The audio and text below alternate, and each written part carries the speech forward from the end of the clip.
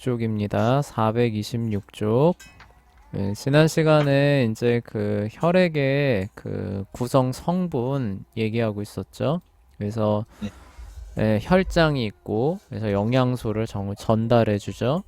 그다음에 네, 적혈구가 산소를 전달해 주고, 백혈구가 항체죠. 그쵸? 항체를 만들어서 이렇게 침입해 온 그런 어떤 유기체들을 이제 그 물리치는 역할을 한다까지 했었습니다. 자, 그래서 이제 그런 것들이 근데 얻는 게 그쵸? 대부분 세균을 통해서 얻어낸다는 거죠. 그래서 그런 참 엄청난 화학 공장이 돌아가고 있는데 이게 어떻게 우연일 수 있겠느냐 여기까지 했었습니다. 그래서 오늘은 이제 혈소판으로 넘어가 볼게요. 우리 혈액에서 가장 작은 세포가 바로 혈소판이다. 이러한 세포의 한 가지 목적은 곧 응고작용을 돕는 것이다. 피를 굳게 하는 작용이 이 피에 떠다니는 혈소판이라고 하는 친구가 만들어내는 그런 작용이래요. 응고작용은 굉장히 복잡한 화학작용으로 혈관이 잘렸을 때 곧바로 피를 굳게 만드는 과정이 됩니다. 이와 같은 필수 과정으로 우리가 몸을 베었을 때 사망에 이르기까지 계속 피를 흘리지 않도록 막아주는 거예요. 그러니까 적혈구가 그 골수에서 계속 만들어지기는 하죠. 그쵸? 그런데 우리가 피를 흘리는 것보다는 빠르게 할 수는 없잖아요. 그쵸? 네, 그리고 또 거기에 이제 수분이 또 포함되어 있는데 그게 또 빠져나가면은 이제 또 탈진 현상도 오게 되죠. 그러니까 이 출혈이 계속되면은 결국 이제 그 장기들이 이제 괴사하기 시작합니다. 그러니까 굉장히 중요한 거죠. 이 그 피가 그 모세혈관을 통해서 이제 각종 세포를 이렇게 흘러다니기는 하지만 요게 이제 상처가 나서 피부 바깥으로 노출이 돼서 그쪽으로 계속 흘러나가게끔 그래서 다시 복귀하지 못하게끔 되는 그런 상황이 오게 되면은 이제 과다출혈로 사망에 이를 수 있죠. 그래서 우리가 뭐 이런데 이제 다쳤을 때 우리가 여기 이렇게 딱쟁이 생기잖아요. 그쵸? 그래서 그 혈관에 그 피가 더 흘러나가지 않게끔 막아주는 역할을 하는 게 바로 이제 혈소판입니다. 아주 간단히 설명하자면 혈액 응고 과정에는 세 가지 단계가 있어요. 첫 번째, 혈관에 있는 민문이근이 가능한 구멍을 작게 만들기 위하여 수축을 해요. 그래서 혈관에 상처가 나면은 근처에 근육이 이렇게 오므라드는 겁니다. 그래서 그 상처 크기를 일단 작게 만들어요.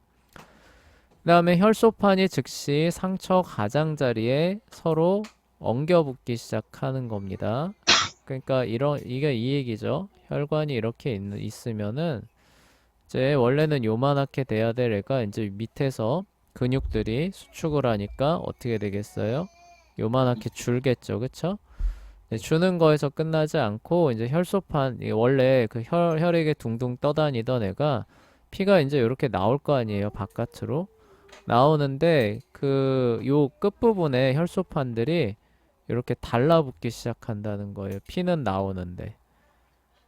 계속 달라붙으면서 이제 뭐예요? 영역을 이렇게 늘려가겠죠. 그쵸? 그러면서 여기 이렇게 되면서 결국 이제 피가 나오지 않게끔 막는 그런 역할들을 하게 되는 겁니다. 이로 인해 상처 부위에 부드러운 응열이 생겨나게 돼요. 마지막 단계에서 여러 가지 화학 물질들이 혀로 협력하여 혈소판에 있는 단백질을 섬유소라고 하는 단백질로 바꾸어 준다고 합니다. 이것은 혈관에 난 상처를 막는 단단한 연결망을 만들어내고요. 이것이 굳어서 딱지를 만들어내게 됩니다. 그리고 이 과정에서 이제 가장 그 중요한 처음 굳을 때 가장 그 스타트 키 역할을 하는 게 우리 미량 영양소 저번에 얘기했었죠. 비타민 K인데 얘는 이제 우리 대장에서 살고 있는 그 균들이 만들어내는 그런 미량 영양소가 됩니다. 자, 혈소판으로 인해 시작된 혈액 응고작용은 보편적으로 이 세상에서 가장 존재하는 놀랍고 복잡한 화학 과정 가운데 하나라고 인정하고 있대요. 우리는 뭐 별 감흥이 없죠, 그쵸? 상처 네. 나면 그냥 뭐 거기 뭐 이렇게 뭐 땅증이 생기는 거지 뭐. 이렇게 그냥 해서 별 감흥이 없는데 잘 생각해 보면 이게 되게 놀라워요. 그것은 네. 오직 혈관에 손상을 입었을 때만 작동을 한다는 거예요. 그러니까 이게 뭐예요?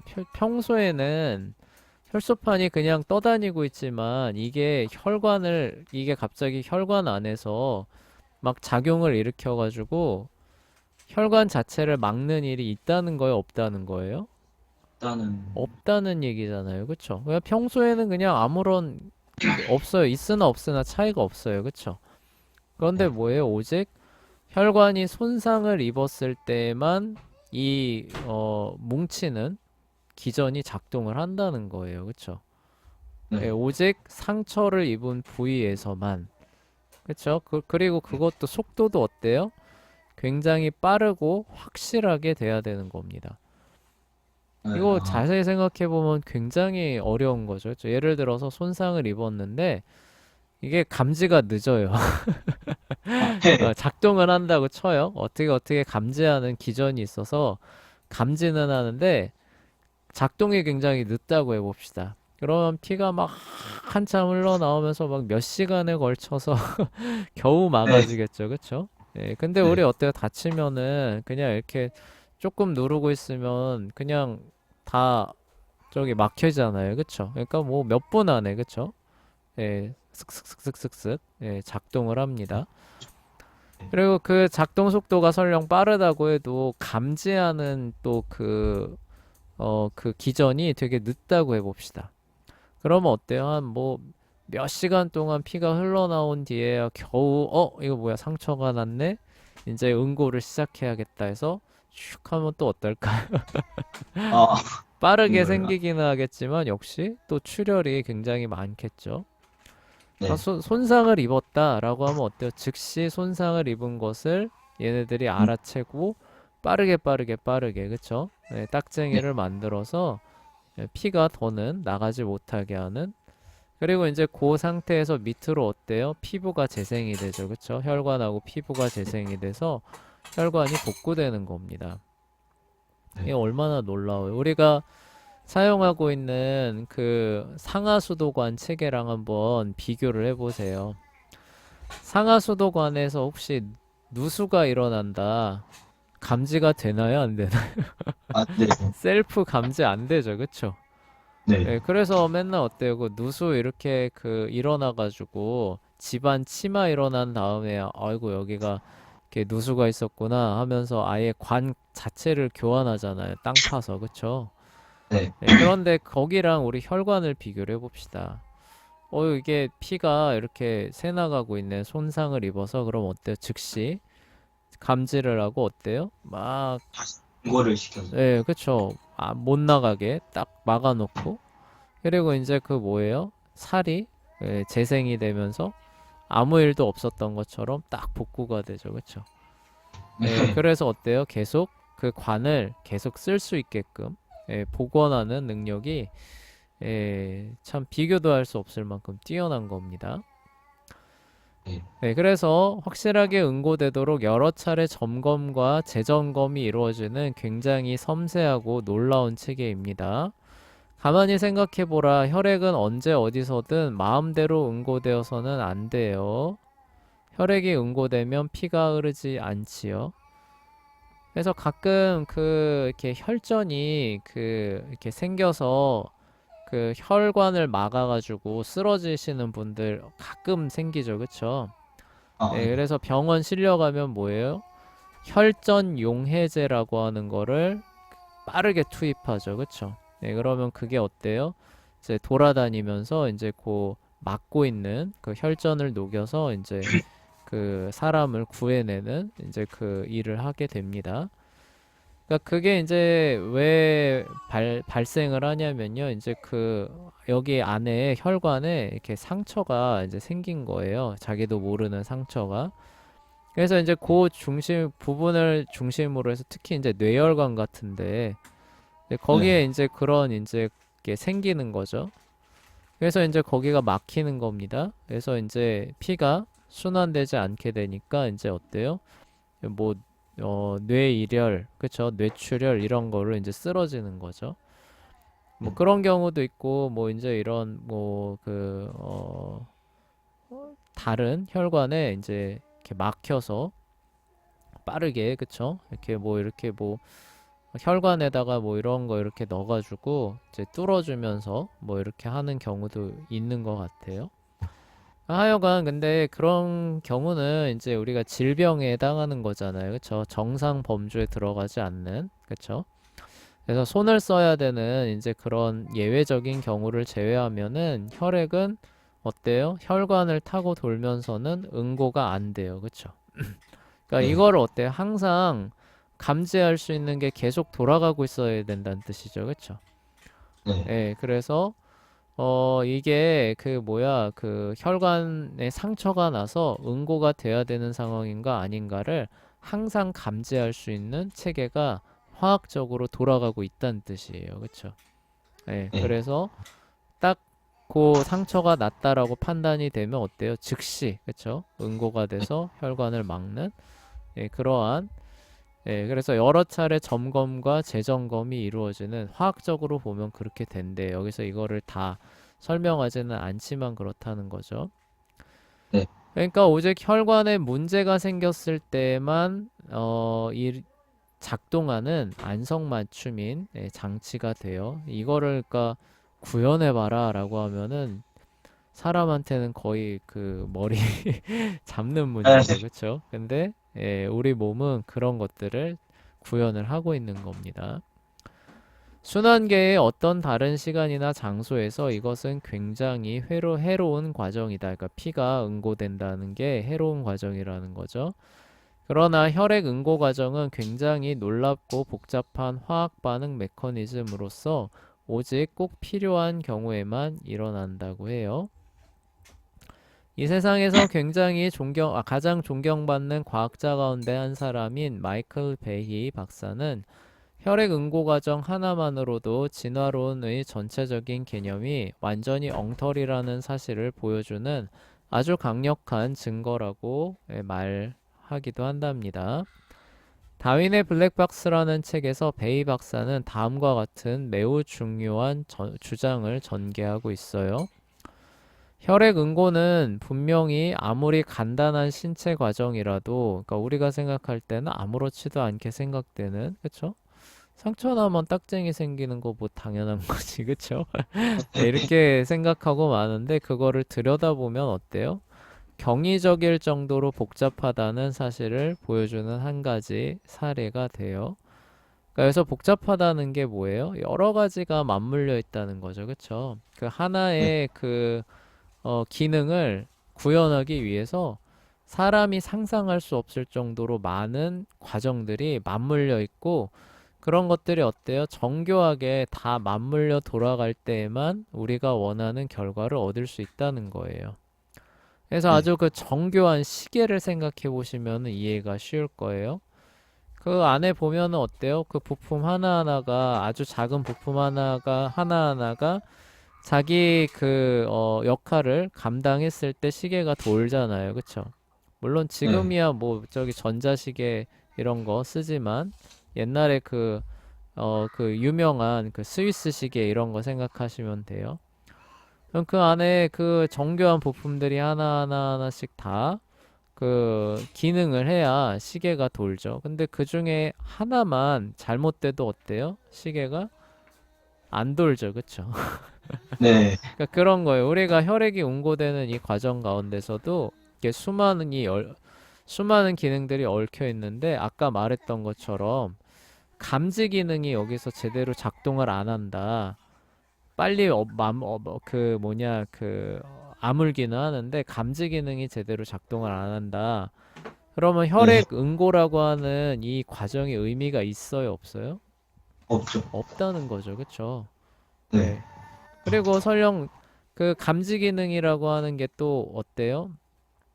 제대로 작동을 해야 아무 데서나 이게 또 그 뭐냐 그 응고가 되지 않을 거 아니에요. 그쵸? 감지 네. 기능이 또 오류가 나서 작동을 뭐 하는 속도뿐만이 아니라 감지하는 게 오류가 나서 혈관에 상처가 나지도 않았는데 갑자기 혈관 안에서 지들끼리 막 응고를 한다고요. 아, 예. 네. 그러면 또 어때요? 혈액 응고라고 하는 과정이 의미가 없게 되죠. 그쵸? 예. 네. 그러니까 이게 얼마나 그 아까 또 말했던 것처럼 되긴 되는데 속도가 되게 느려요. 그쵸? 예. 뭐 이런 것들. 그러니까 제대로 작동을 하려면은 굉장히 섬세하고 정교한 과정이 다 자기 기능을 발휘해야 그 전체로서 하나의 그 목표물을 이루어낼 수 있는 협력 과정이라는 거죠. 그쵸? 네. 예, 그렇기 때문에 무작위적인 우연의 기초에서 이것이 발전한다, 혹은 뭐 이런 것들이 구현이 된다, 라고 하는 거는 있을 수 있다는 거예요, 없다는 거예요? 음, 없다는 거죠, 그쵸? 오히려 이게 무작위적으로 건드리면 어때요? 이거 하나가 무너지면 전체가 다 무너진다는 뜻인데, 그 전에 어떻게 되는 거예요? 발전하기 전에 이미 어때요? 이미 생명을 잃게 될 거라는 거죠, 그쵸? 네. 그래서 혈액 응고 과정만 봐도 어렵다는 거예요. 그쵸? 그래서 진화라고 하는 것이 작동하기가 극히 어렵다. 그러니까 여기에 어떤 변화가 가해지면은 더 뭐 어떤 방향으로든 변화가 일어나기 전에 어때요? 먼저 생명체가 죽는다는 거죠. 그쵸? 네. 그런 모습 때문에 진화라고 하는 것 자체가 작동할 수 없는 개념이다라고 반론을 펼친 그런 사람이 된다는 거예요. 그래서 네. 아무리 단순한 현상이라도 그 이면에 숨어 있는 놀라운 복잡성에 직면할 때 다윈주의 이론은 조용히 입을 다물 수밖에 없다는 거죠. 그러니까 모르고 그냥 뭐 이렇게 봤을 때 뭐 별거 아니니까 뭐 그냥 이렇게 해서 이렇게 발전했겠지라고 생각한다는 거죠. 그쵸? 근데 네. 그게 어떻게 이루어지는가를 어때요? 진짜 하나씩 살펴보기 시작하면 어때요? 마치 정교한 시계 돌아가는 것처럼 척척척척척척 다 맞물려 있다는 거죠. 그렇죠? 아, 네. 그런데 이게 어떻게 이렇게 변화하는 거? 변화가 일어나면 어때요? 그냥 그 시계 자체가 브레이크 다운 되는 것 같은 쪽으로 가지 이게 어떻게 진화 쪽으로 가겠느냐? 이렇게 얘기를 한다는 거죠. 그렇죠? 그래서 네. 블랙박스다 뭐예요? 모르고 그냥 안에가 어떻게 들어가는지 모르고 바깥쪽에 작동하는 현상만 보고 아 그러니까 이거 요렇게 할 수 있겠지라고 생각한다는 거예요. 그러니까 네. 다윈의 진화론이라는 게 그런 거 아니냐라고 이제 반론을 펼친 거죠. 네. 베이 박사에 따르면 이와 같은 주장은 자연에서 흔히 볼 수 있는 수천 가지 과정에 대해서도 얼마든지 제기할 수 있다. 지금까지 내가 여러분에게 자꾸 되풀이하여 보여주고자 노력해온 것과 마찬가지로 우리는 자연계에서 볼 수 있는 경탄할 만한 기술들은 하나님께서 설계하고 창조하셨다고 추론하지 않고서는 도저히 설명할 길이 없다라는 거예요. 그래서 과학적인 측면에서 봐도 창조주를 그 상정하는 편이 훨씬 더 합리적으로 우리가 생각해야 된다는 그런 얘기입니다. 자, 다음에 폐와 혈중산 산소치로 넘어가 볼게요. 그래서 폐가 결국 우리 몸에 산소를 공급하는 거죠. 그리고 우리 피 속에서 산소가 녹아 있는 그 수치들, 이런 것들을 이제 볼게요. 이전 단락에서 폐가 우리 몸에서 굉장히 중요한 기능을 담당한다는 사실이 명백해졌죠. 우리는 폐가 어떻게 생겼으며 그 폐가 작동하는지에 관하여 몇 가지 사실을 배울 필요가 있어요. 인간의 폐에 대한 간단한 그림이 그림 14.4에 소개되어 있대요. 다음 페이지죠. 그렇죠? 그래서 이렇게 간단한 폐의 그림을 여기서 이제 확인할 수 있습니다. 우리 몸의 모든 기관들과 마찬가지로 폐도 역시 놀라울 정도로 복잡하고 효율적이고 훌륭하게 설계되어 있습니다. 폐의 임무는 혈중 산소 포화도를 높이고 혈액에서 이산화탄소를 방출시키도록 하는 것이에요. 그러니까 이 과정을 가만히 생각해 보면 폐에는 공기를 이동시키는 관과 혈액을 이동시키는 관이 함께 존재해야 되겠죠. 그쵸? 네. 그래서 이게 공기를 들이마시고 내쉬는 관, 그리고 그렇게 해서 얻은 산소를 어때요? 몸으로 보내주려면은 혈관을 통해서 피를 통해서 공급해야 되니까 두 가지가 다 있어야겠죠. 네. 그런데 우리는 혈액을 이동시키는 관에 대해서는 이미 알고 있어요. 동맥은 폐로 혈관을 운반하고, 이거 폐동맥이죠. 그쵸? 그래서 오히려 산소 포화도가 낮은 혈액입니다. 모세혈관으로 나누어질 때까지 점점 더 조그만 동맥으로 갈라진다. 그런 다음 폐에 있는 모세혈관에서 혈액은 산소를 주워 담고 폐에다 이산화탄소를 놓아주어 몸 바깥으로 방출되도록 하지요. 예, 그런 다음에 폐 정맥은 이렇게 산소 포화도를 높인 혈액을 다시 심장으로 운반을 해요. 그래서 정맥인데 오히려 얘는 높지요. 자, 그렇다면 공기가 지나가는 관은 어떤가? 그러니까 이미 혈관은 설명을 했는데 공기가 지나가는 관은 설명을 안 했다는 거예요. 폐에서 공기가 지나가는 관이에요. 일반적으로 폐에서 공기를 운반하는 관은 기관지라고 불려요. 자, 이거 많이 들어봤죠? 기관지. 그렇죠? 네. 그래서 우리 천식 있는 사람들이 숨을 기관지. 숨을 잘 못 쉬잖아요. 그쵸? 그게 왜 그러냐면은요. 여기 보시면 이제 기관지라고 하는 걸 보시면은 여기가 이제 기도예요, 기도. 그래서 우리가 호흡을 들이마시면은 어때요? 후두를 통해서 기도죠. 그쵸? 공기가 네. 드나드는 이 기를 통해서 폐로 이게 그 공기가 전달이 됩니다. 근데 여기 보시면은 기도와 연결돼서 여기 우주기관지, 자주기관지라고 보이시죠? 그쵸? 그러니까 네. 요거는 그러니까 그 뭐예요? 오른쪽으로 향하는 주기관지다. 왼쪽으로 향하는 주기관지다라는 뜻이에요. 그러니까 요 기도에서 폐로 드나드는 요 공간부터 어때요? 기관지라고 하는 게 아, 시작이 되는 거예요. 네, 네. 무슨 얘기인지 알겠죠? 근데 네. 우리 천식이 있다라고 하면 어때요? 알르레기, 알러지 반응이 와서 요 기관지가 어때요? 이렇게 쫄아드는 현상을 의미를 해요. 네. 네, 그래서 여기가 거의 달라붙을 정도로, 그러니까 알러지가 오면 이렇게 퉁퉁 붓잖아요, 그쵸? 예, 이렇게 네. 붙을 정도로 여기가 좁아지게 되니까 호흡을 하려고 해도 이 공기가 이 폐 쪽으로 갈 수 있는 거예요, 없는 거예요? 어, 없는 상황이 오게 되는 거죠, 그쵸?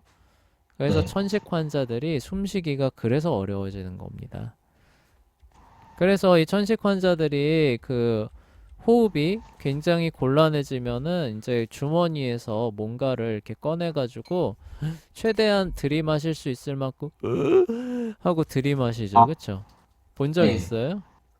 예. 네. 그러면은 이제 그 다음부터 어때요? 갑자기 좀 편안해지면서 호흡을 편안하게 할 수 있는 모습을 볼 수 있는데 그때 들이마시는 게 뭐냐면은 그 스테로이드예요, 스테로이드. 네. 아, 스테로이드가 그 알레르기를 이렇게 어 진정시키는데 빠르게 진정시키는 데는 가장 좋은 화학 물질입니다. 그래서 그거를 급하게 들이마시면 어때요? 이제 요 부분이 이렇게 원래대로라면은 이제 여기서 이제 못할 거 아니에요, 그쵸? 근데 스테로이드가 네. 여기에 이제 가서 작용을 하면서 어때요? 알레르기를 급격하게 완화시켜주면서 이 기관지를 다시 이렇게 넓혀주는 거예요. 예, 네. 그러면 이제 정상으로 돌아왔기 때문에 공기가, 그쵸? 우폐하고 좌폐로 자유롭게 드나들 수 있게 되면서 숨쉬기가 다시 편안해지는 겁니다. 네. 그래서 기관지라고 하는 게 뭐냐면은 폐로 가는 공기의 통로를 의미하는 거예요. 그쵸? 네. 기도는 뭐예요? 폐까지 가는 공기의 길이에요. 그쵸? 네. 예, 그리고 기관지는 뭐예요? 폐에서 공기가 드나드는 길이다. 이렇게 정리를 해두시면 될 것 같아요. 네. 그래서 폐에서 공기를 운반하는 관이죠. 그쵸? 네. 폐까지 공기를 운반하는 길은 기도예요. 아시겠죠? 네. 자, 단원 13에서 분명히 배워서 기억하는 대로 공기는 입과 코를 통하여 기도, 호흡관으로 이동해요. 이 공기는 기도를 통과하여 결국에 는 한 가지에 도달을 하게 됩니다. 이 가지는 기도의 끝부분이자 기관지의 시작 부분이 됩니다. 폐에서 공기를 운반하는 관의 시작이니까 당연히 기도랑 연결돼 있겠죠. 공기 가운데 절반이 조금 넘는 양이 오른쪽 가지를 통하여 우폐, 우리가 볼 땐 좌쪽입니다. 이쪽으로 흘러 들어가고 절반이 조금 안 되는 공기가 왼쪽 가지를 통과하여 좌폐로 들어가게 되는데요.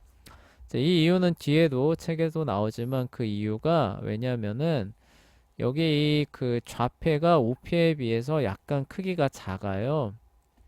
왜냐면요, 여기에 심장이 요러고 있거든요. 그러다 네. 보니까 좌폐가 받아들일 수 있는 공기의 양이 심장의 크기만큼 작습니다. 그래서 공기를 들이마시면 우폐 쪽으로 조금 더 들어가요, 공기가. 예, 아, 그리고 좌폐 쪽으로는 용적이 적으니까 조금 덜 들어가는 모습을 볼 수 있는데 지금 그 얘기를 하는 거예요. 자, 거기 그래서 이제 오른쪽 가지를 우주, 그쵸? 여기서 말하는 우주는 우주가 아니라, 그쵸? 오른쪽의 주요다라는 뜻이에요. 그래서 right primary라고 나오죠. 오른쪽 가지를 우주기관지, 왼쪽 가지를 좌주기관지라고 부릅니다.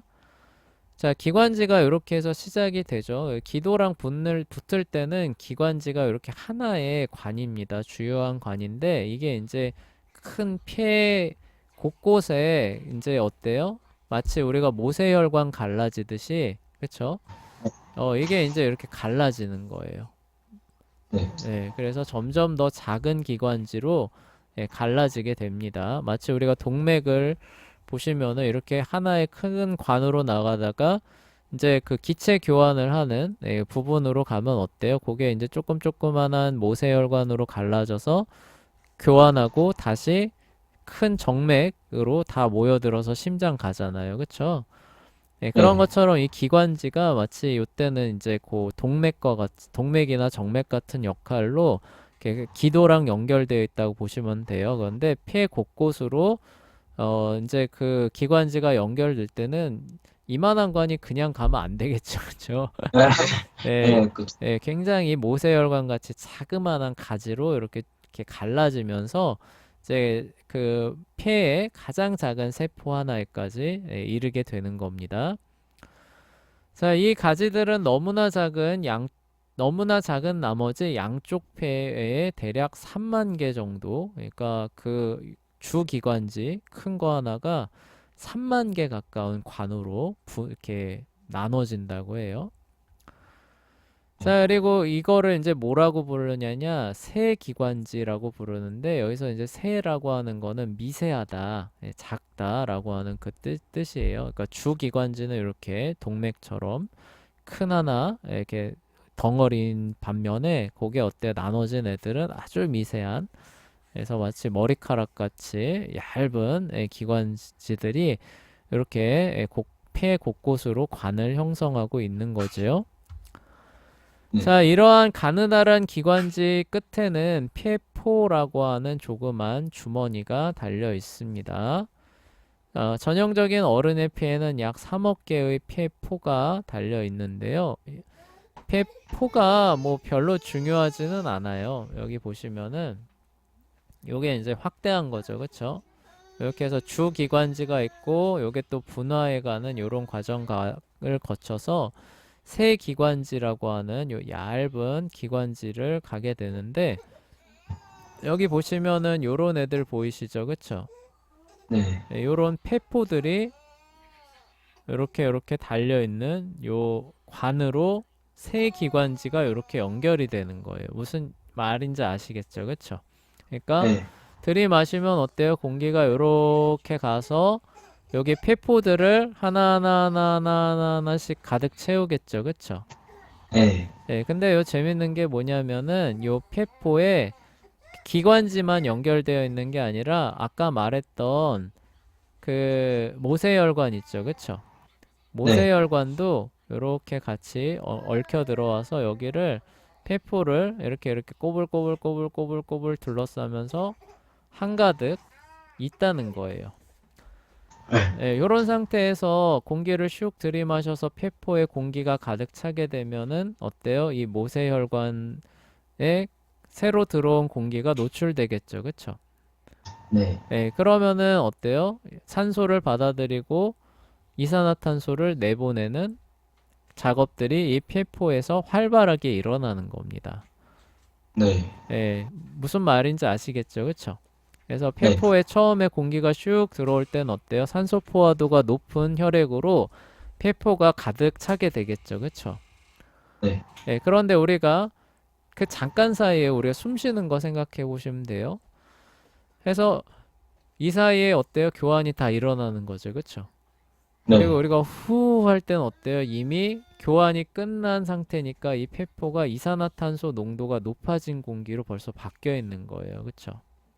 네. 예, 그리고 후 하니까 어때요? 이 기관지들을 통해서 다시 그 공기가 주기관지 기도 통해서 바깥으로 나가는 거죠. 그쵸? 네. 예, 요런 과정이 우리 폐에서 계속 일어나고 있는 겁니다. 자, 그래서 폐에서 일어나는 대다수 활동은 이 폐포에서 진행이 돼요. 폐포는 모세혈관으로 뒤덮여 있기 때문에 이런 그 교환을 일어나게 되는 겁니다. 폐동맥을 통하여 폐로 들어오는 산소 포화도가 낮은 혈액은 모세혈관을 통과하여 이산화탄소를 버리는 대신에 새 기관지를 통하여 폐포로 들어온 공기로부터 산소를 받아들이게 되지요.